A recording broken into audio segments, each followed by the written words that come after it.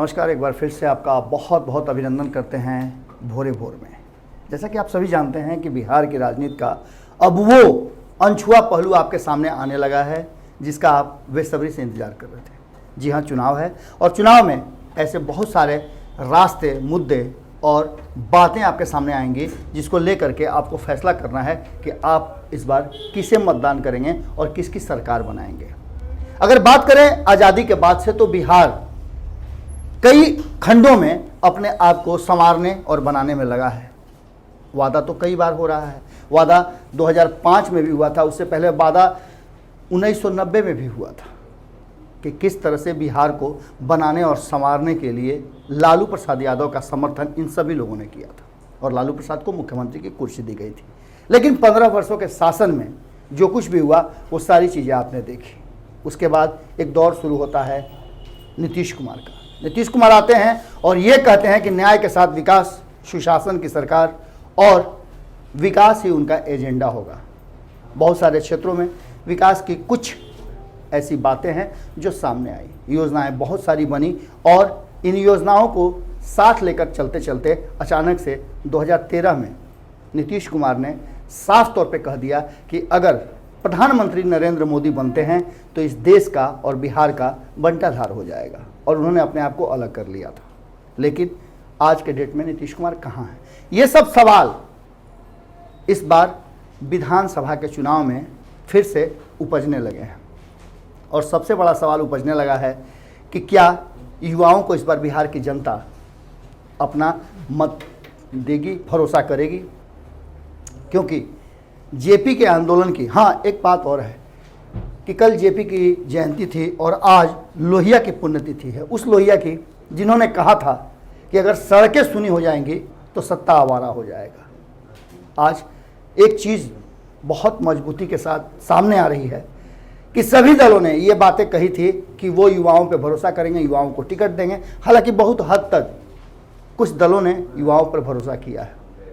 तेजस्वी यादव ने साफ तौर पे कहा था कि वो 50% युवाओं को इस बार रोजगार देंगे।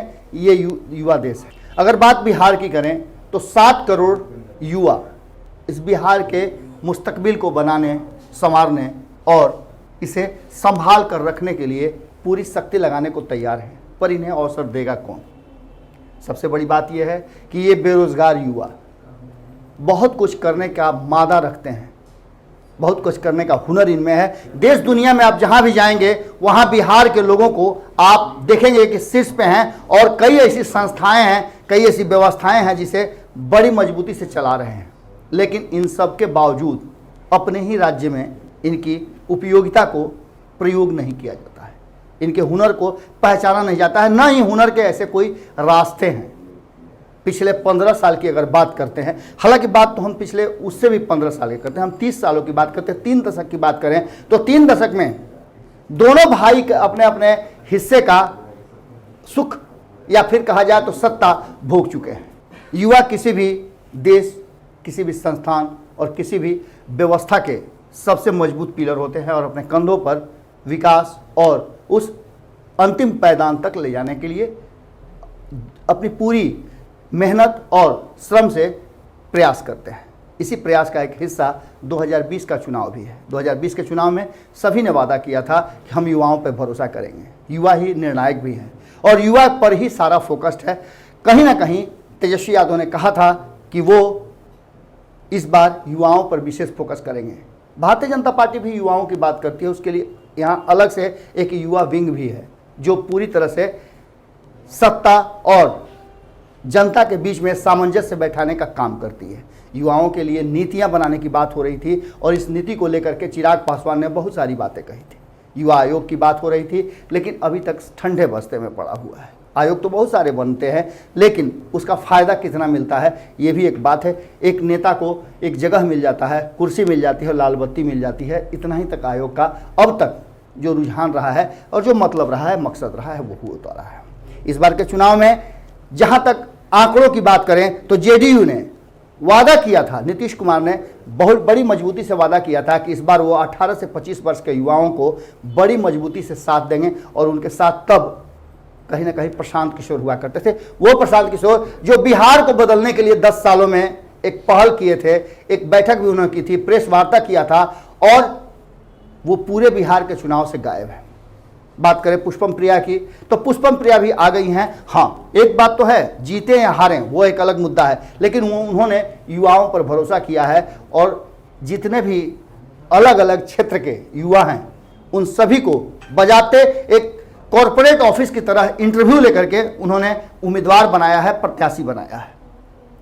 और देखने वाली बात होगी कि वो कितना सफल हो पाती हैं। उन्होंने साफ तौर पे कहा कि अगर जरूरत पड़ी कि विकास की और विकास करने की, तो उसमें पढ़े लिखे लोग ही सहयोग कर सकते हैं, क्योंकि योजना बनाने का और उसे अमल कराने का दोनों उनके पास मादा है। इसके साथ अगर बात करें हम किसी और क्षेत्र की, तो आप एक बात मान के चलिए कि बिहार में अगर विकास की बयार बहेगी तो युवा ही बहाएंगे। ये बातें लालू प्रसाद ने बहुत पहले कह दिया था। आज लालू प्रसाद के उस कथन को कहीं ना कहीं हर पार्टी अपने अपने हिसाब से जोड़ने का प्रयास कर रही है, पर कितना जोड़ पाती है ये बड़ा महत्वपूर्ण है। जहां एक तरफ भारतीय जनता पार्टी जो युवाओं की बात करती है उसने मात्र 5 उम्मीदवार खड़े किए हैं, वहीं अगर बात करें नीतीश कुमार की, तो उन्होंने भी कई युवाओं के जो एकदम आशान्वित थे टिकट काटे हैं, तो कई युवाओं को दिया भी है। इसके साथ ही आपको बता दें कि लगातार तेजस्वी यादव जो 30 से 40% युवाओं की बात कर रहे थे, उसमें कितना सफल हो पाते हैं ये भी एक बड़ी बात है। चिराग पासवान की बात करें तो बिहार फर्स्ट, बिहारी फर्स्ट के आह्वान के साथ वो आगे बढ़े थे, और स्थिति ये है कि वो इसमें कितना सफल हो पाते हैं, क्योंकि इसी मुद्दे को लेकर के वो एनडीए से भी खुद को अलग कर लिए हैं। बात करें मुकेश सहनी की, तो मुकेश सहनी ने साफ तौर पे ये बात कही थी कि बिहार को रोजगार की जरूरत है, और रोजगार सृजन का उनके पास बहुत सारा रास्ता है। वादा तो और कई लोगों ने किया था, पर बहुत सारे लोग ऐसे हैं जो इस बार हाशिए पर हैं, या फिर कहा जाए कि वो पूरे चुनाव से ही अपने आप को अलग कर लिए हैं। बिहार की जनता उस प्रशांत किशोर को खोज रही है जो 2015 में महागठबंधन को साथ लेकर के आगे बढ़े थे, और महागठबंधन को बिहार की जनता ने भरोसे के साथ सत्ता भी दिया था। अब स्थिति यह है कि लालू प्रसाद के रास्ते पर बिहार अगर चल पड़ा है तो उसका एक परिणाम क्या होगा, ये बहुत बड़ा सवाल है।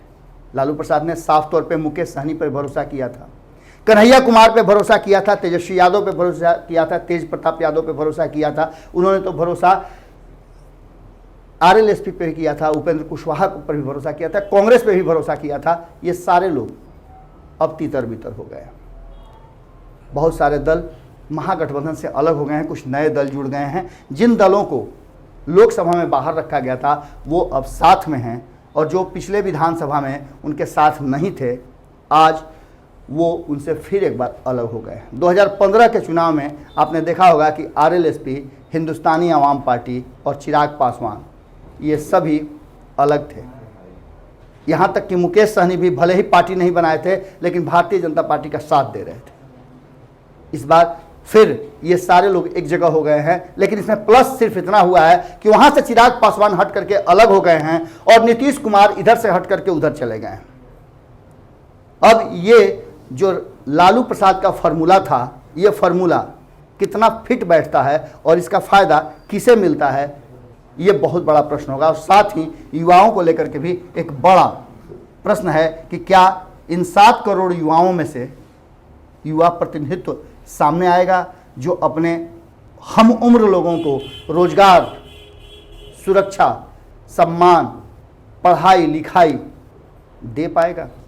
इस प्रश्न के साथ आपको छोड़ के जाते हैं, क्योंकि अंततः फैसला तो आप ही को करना है। एक सच्चे और अच्छे उम्मीदवार को बिना किसी जाति पाति के सही और सच्चे उम्मीदवार को चुने जो आपके क्षेत्र का, आपके राज्य का विकास कर पाए। फिर मिलते हैं किसी खबर के साथ। नमस्कार। बढ़ाएं अपना कदम सक्सेस की ओर शिखर करियर इंस्टीट्यूट के साथ। शिखर करियर इंस्टीट्यूट पूर्वी भारत में एकमात्र कोचिंग संस्थान जो एक्सक्लूसिवली है मेडिकल एंट्रेंस एग्जाम के लिए।